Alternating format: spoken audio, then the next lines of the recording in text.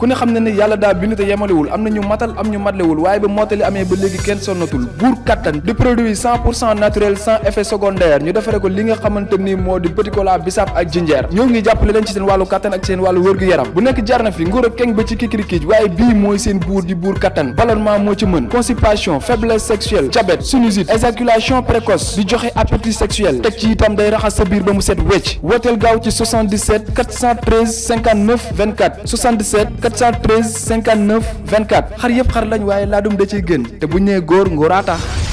Sunugal 24.net, l'information à sa juste valeur, c'est ici même, Sunugal 24.net. point de la rédaction mbokki internet yi seetaan Sunugal 24 ñu ngi leen di nuyu bu baax a baax di am kontaante saa su nekk di teew fii di waxtaanee actualité yi am fii ci biir réew mi duma ci wet mukk nag Moustapha Mbaye la ci àndal maa ngi lay nuyu bu baax Moustapha. maa ngi lay fay Cheikh Mahfous di am mbégte bu baax a baax di def ak yow émission bi di la ziar parce que yaa ngi woon Touba xam naa démb nag bernde moo la jàppoon ba kenn gisu la fii waaye soxna Eva wutu na la fii ñu def émission bu neex. ayca mi ngi noonu nekkoon ci liggéey bi rek foofu ca Touba Mbacké jàll nañ ci màggal nañ ci jàmm ñëwaat fii ci jàmm te yaakaar naa ñaanal nañ ñëpp nag surtout suñu internet yi ayca ñu daal di ñëw ci li nga xamante ni moom la ñu am tey fas yéene ci waxtaan muy wàllum politique di alliance bi nga xamante ni ñu ngi koy laam-laamee ci diggante alliance bi nga xamante ni moom mooy PDS ak PASTEF donc Sud du Quotidien tey moom moo ko xëyee wax ni que am na ñoo xam ne si ñu ngi ciy dox ngir lëkkale ñaari parti yi di PASTEF ak alliance ak ki nga xamante si moom mooy PDS di alliance boo xam ne si nii xam naa ni dina jur coow lu bëri ginnaaw position bi nga xamante ni Moustapha kii di Ousmane Sonko taxawee na ko muy anti système xam naa di et puis alliance buy bett nit ñi lay nekk loolu nag mu ngi jëm élection 2024 yi ñu jëm Moustapha ci loolu la ñuy waxtaan laata ñuy wàcc di ñëw ci coow li nga xamante ni toujours suñu waxee rek dañuy tudd Ousmane Sonko mu mel ne que ni moom moo nekk au devant de la scène donc naka nga gisee alliance boobu nga xam ne si ñi ngi koy lam-laamee te Sud Quotidien daal di koy xëyee tey muy PDS PASTEF. waa ñoom ñoo ko xëyee ñoom ñoo ne am na ñoo xamante ne ñi ngi liggéey ngir alliance boobu daal di am su ko defee rek pour 2024 incha allah xam naa mu doon candidat boo xamante ne dina bénéficier wu doole boo xamante ne dina jóge ci waa parti démocratique sénégalais mais dama yaakaar ni alliance la boo xamante ne d'abord bi am du doon lu yomb parce que ku xam parti démocratique sénégalais fi ñu toll nii xam ne benn PDS amul mais ay PDS moo am.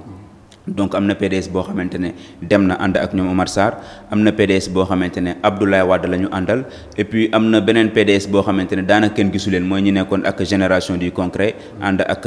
Karim Wade donc ñooñu seen yëngatu bëreetul jamono ji lu bëri donc boo xoolee ba ci biir jëmm yi nga xamante ne amoon nañ doole dëgg PDS ak ñi nga xamante ne ñoom ñooy baron yi ñëpp xamoo leen ñenn ñi dem nañ ci Macky Sall ñenn ñi actuellement ñi ngi ci ak Omar Sarr tuuti ñoo si des ak président Abdoulaye Wade te Abdoulaye Wade amul jamono ji ñëpp xam nañ ay âge mayatu ko mi porter yenn combat politique yi ce qui veut dire que donc tey jii boo nee PDS d'abord da ngay poser question ban PDS moo nar a ànd ak Ousmane Sonko man j'aurais préféré ñu ne ak ay leaders politiques yoo xam ne parti démocratique sénégalais lañ nekk boo waxee loolu au moins discours dina doon loo xam ne nit ñi nañ ko gën a comprendre dinañ comprendre ne kat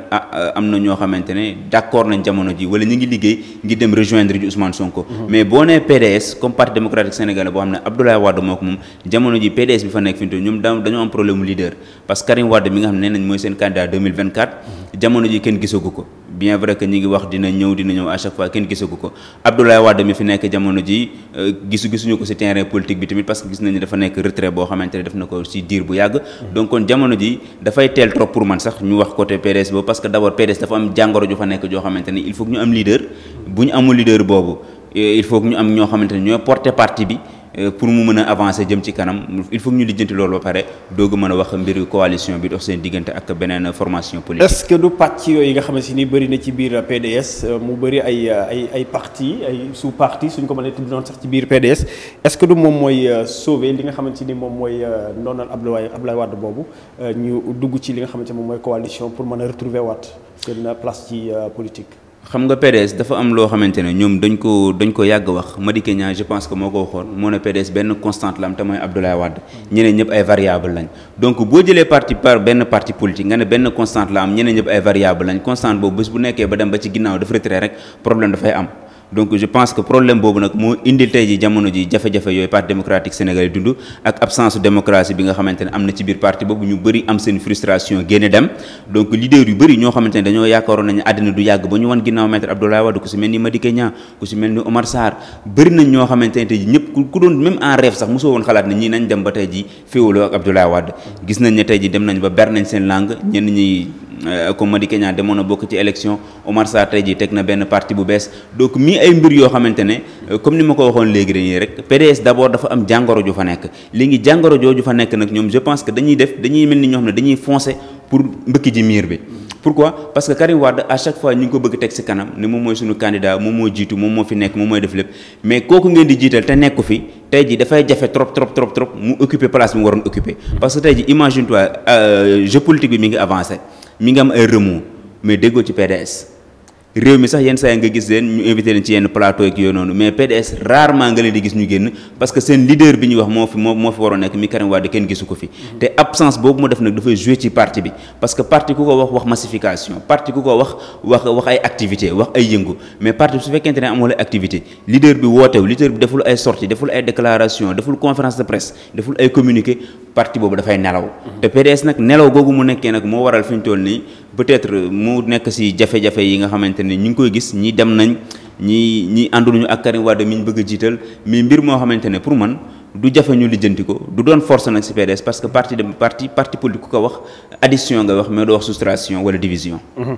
kon mi ngi noonu mais Abdoulaye Wade tamit digganteem ak Sonko nekk na diggante boo xam ne si diggante bu ratax la diggante bu neex la donc si ci loolu amee yaakaar nga dina bettee. non politique moom il ne faut jamais dire jamais. parce que du ëmb daal day xëy rek aussi. waaw du ëmb day xëy aussi noonu lañ ko waxee il ne faut jamais dire jamais ba tax na bu ñu nee coalition bu dox wala diggante parce que élection présidentielle yi ñu génn ñëpp ñu ngi doon sóor góor gi jox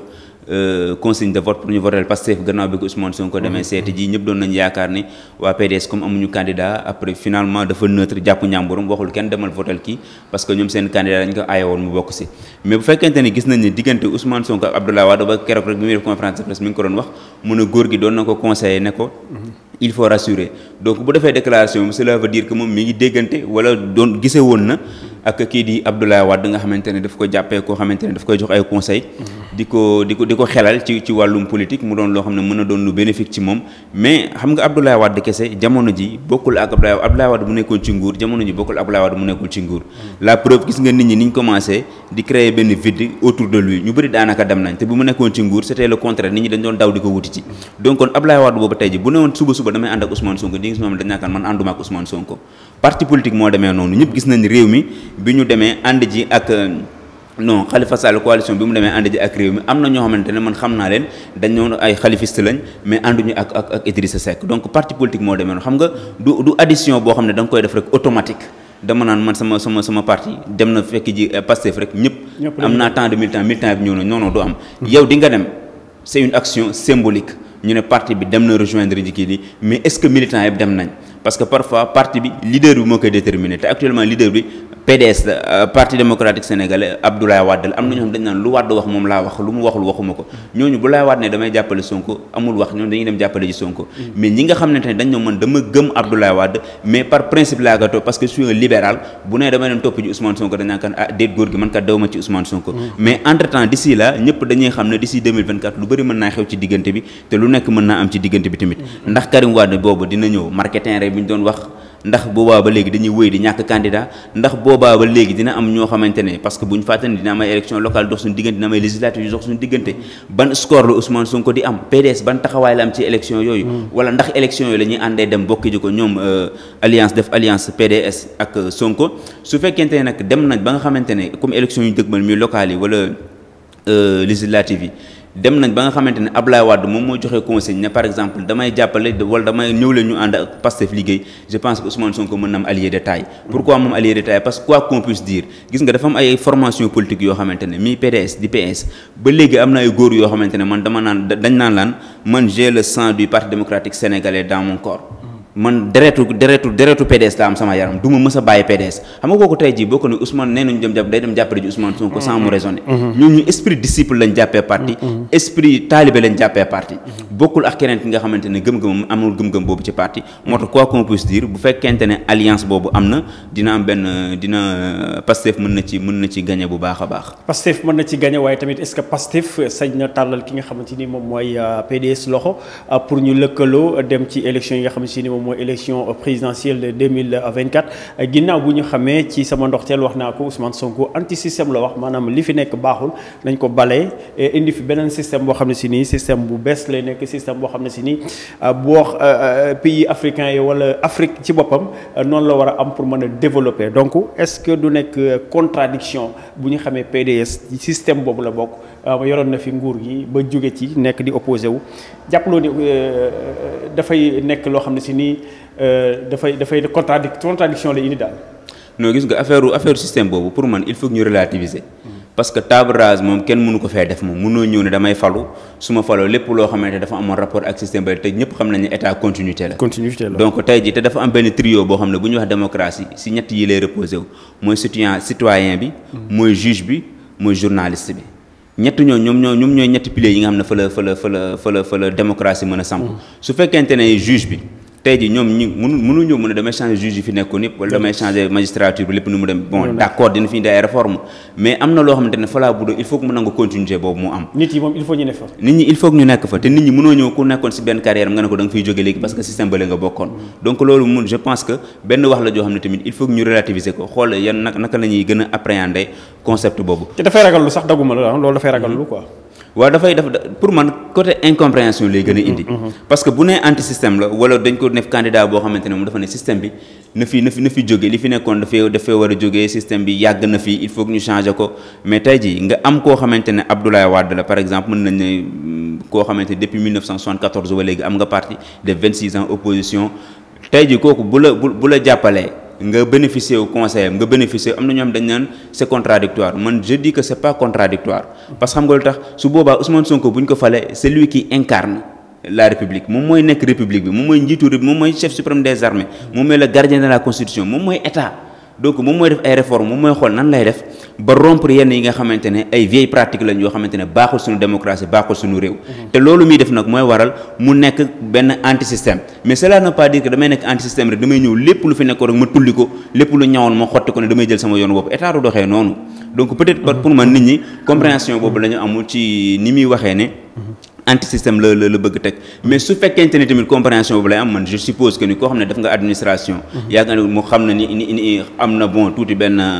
aperçu ci ñi nga xamante ne noonu la nguur di doxee même su fekkente ne amagul yenn poste yi nga xamante ne comme ministre la wala yenn ndombal tànk yi nga xam ne jege na trop nguur mais dañuy jàpp ne am na tuuti xam-xam boo xamante ne permettre na ko ne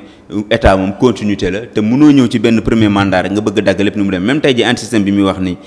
tey ji du doon loo xamante ne si benn septennat wala benn quinquennat nga koy régler déedéet dafay doon benn logique boo xamante ne bu ngeen jëlee nguur gi peut-être yow boo ñëw def say 10 ans keneen ki ñëw defaat ko peut-être dans 15 ans dinañ dem kat bañ système yëpp léegi abal nañ ñu am nañ beneen norme yu bees yuñ teg am nañ yeneen yuñ teg parce que république du loo xam ne dañ koy construire ci benn fan wala ñaari fan wala ñetti fan loo xamante ne ay semaine la ay at la. ni nga ko waxee ay at la mais comme ñi ngi njort ne dafay ànd ak kii di président Macky kii di président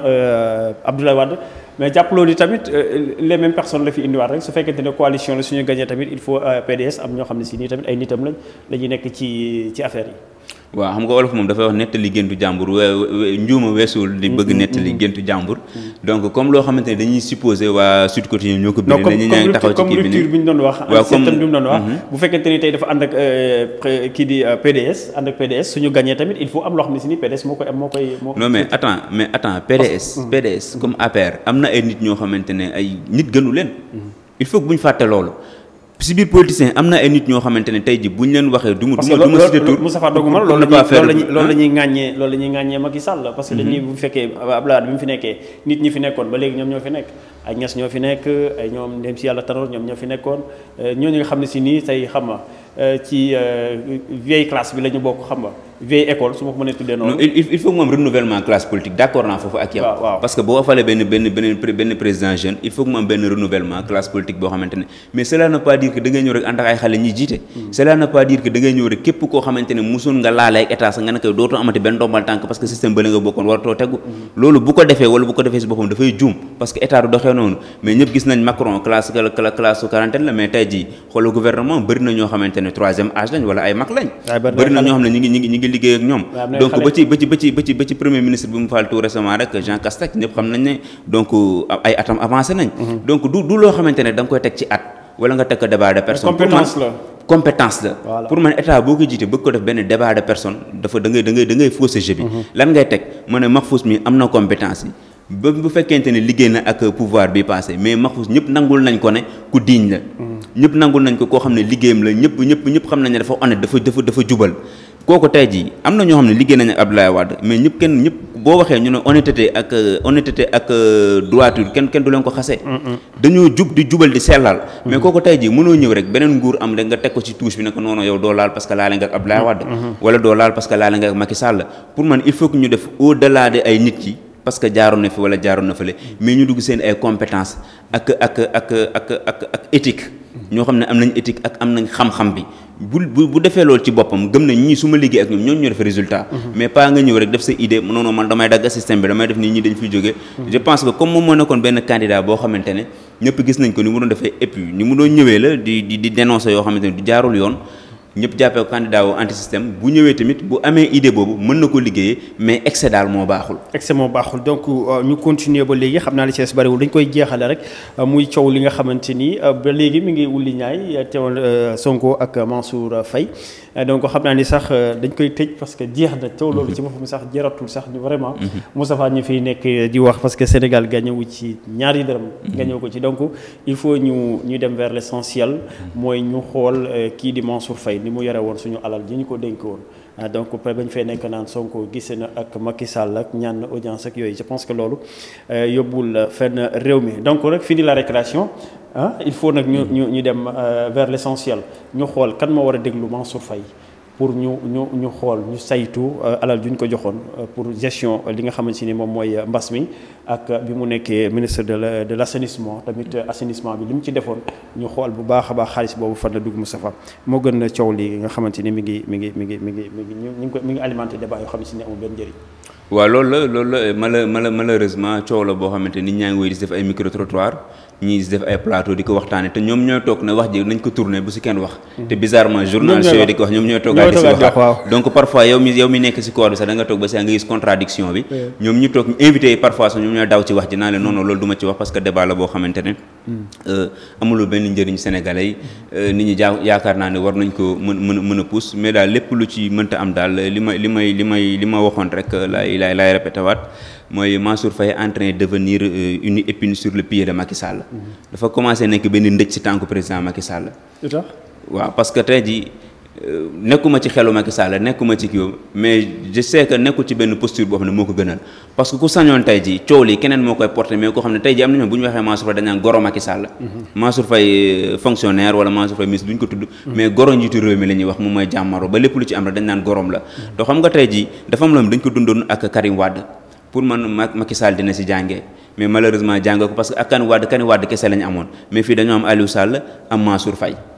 waaw donc biñ gis nañ bi ñu defee remaniement ak ministère bi mu jox Mansour Faye coow li mu juróon ñu gis ni bi ñu duggee tamit ci mbas mi Mansour Faye ministère am daanaka moo gàdduwaat lépp ñu jógeeti foofu tamit gis bi ñuy séddalewaat ci mbënd mi tamit ministère mu ñëw parce que ministère moom dafa stratégique am doole loolu nga dénk ko koo xamante ne sa goro la même bu fekkente ne loo xamante ne yoon may na ko dafa jekkul ci démocratie man loolu laa ci njëkk wax jekkul ci démocratie ba tax na daal moom tamit su nekkee ci biir coow li di wax di dugg ci ay teesanteeg yooyu yëpp dimbalewul président Macky Sall parce que bu ko dimbalewoon dina moytu yenn débat yeeg yenn wax yu yenn déballage yu inutile yi am dina ci dugg ba tax na daal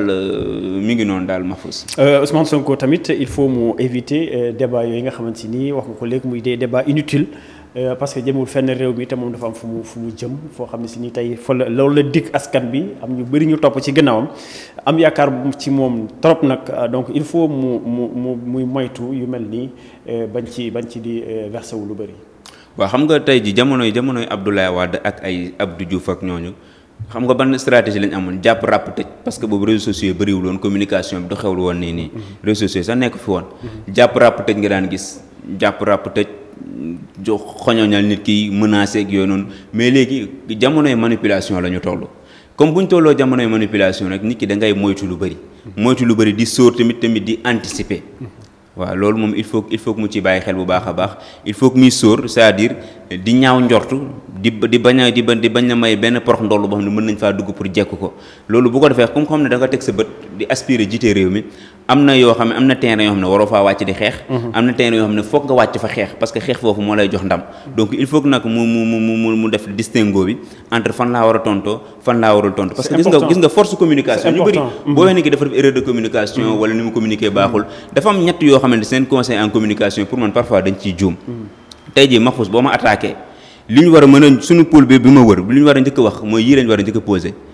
ki tontu ndax jar na ma koy tontu d'abord réponse attaque bi mu def ndax jar na ma koy tontu su jaree ma tontu nan laa koy tontu ak kan moo koy tontu ak fan laa koy tontu. c'est important gis nga question yooyu nga war a njëkk mais malheureusement fii duñ def loolu Mahfouz day dugg tër rek ma daal di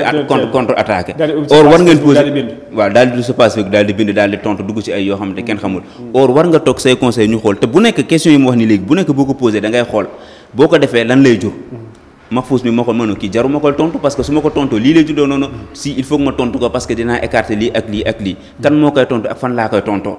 yooyu yëpp nga jàngat ko effet bi bu nekk boo koy jëlee da ngay poser pour bi ak contre bi après tamit nga def fa ay scénario yu bëri yoo xamante ne moo lay dimbali ba ouverture bu mu ubbi rek di nga xam noo koy tontoo lu mu ubbi rek di nga xam noo koy tontoo loolu mooy hypothèse mais malheureusement du ñu poser hypothèse yooyu nag moo waral à chaque fois rek dañuy def benn pilotage à vue boo xamante ne communication tañax lay doon nee nañ ràpp rek mën a kàpp topp leen te loolu boo ko def doo jug si ay erreur condamné na ko fële ca Touba moom Sonko mooy ñi nga xamante ni tey dañuy wax ni ñoom Sonko la ñu àndal te kenn du laal Sonko ci réseaux sociaux yi la ñuy nekk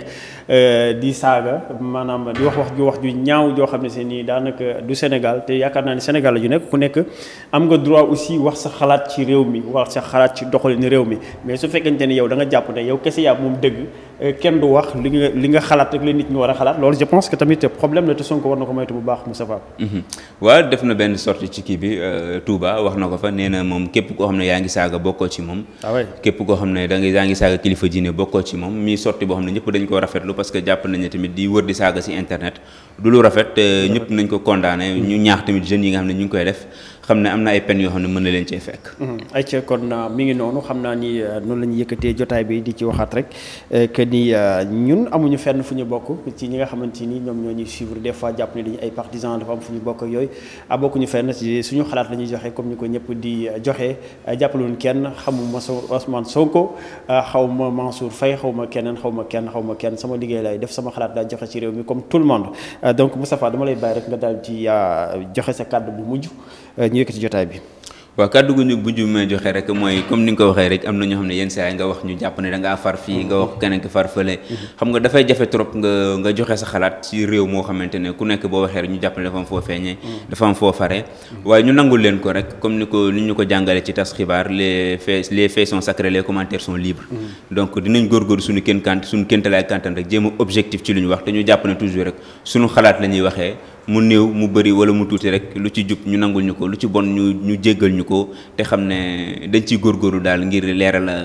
askan bi. acca mi ngi noonu di la jaajëfal Moustapha bu baax a baax di jaajëfal également Libaas bi nga xamante ni moom moo nekkoon ci wàllu réalisation bi ak technique bi waaye kenn demul ngeen des yéen ñi nga xamante ni yéen ñuy suivre Sunugal 24 ci biir réew mi ak bitim réew di leen jox dig daje suba incha allah beneen plateau ak yeneen actualité. ku ne xam ne ne yàlla daa bind te yemalewul am na ñu matal am ñu matlewul waaye ba mottali amee ba léegi kenn sonnatul buur kattan di produit 100% naturel sans effet secondaire ñu defare ko li nga xamante ni moo di petit cola bisaab ak jinjeer ñoo ngi jàppale leen ci seen wàllu kattan ak seen wàllu wërgu-yaram bu nekk jarna fi nguur ak keng ba ci kikirikiij waaye bii mooy seen buur di buur kattan ballonnement moo ci mën constipation faiblesse sexuelle diabète sinusite éjaculation précoce di joxe appétit sexuel teg ci itam day raxas sa biir ba mu set wecc wooteel gaaw ci 77 413 59 24 77 413 59 24 xar yëpp xar lañ waaye laadum da ciy gën te bu ñu nee góor ngóoraa tax. Sunugal 24.net, l'information à sa juste valeur, c'est ici même, Sunugal 24.net.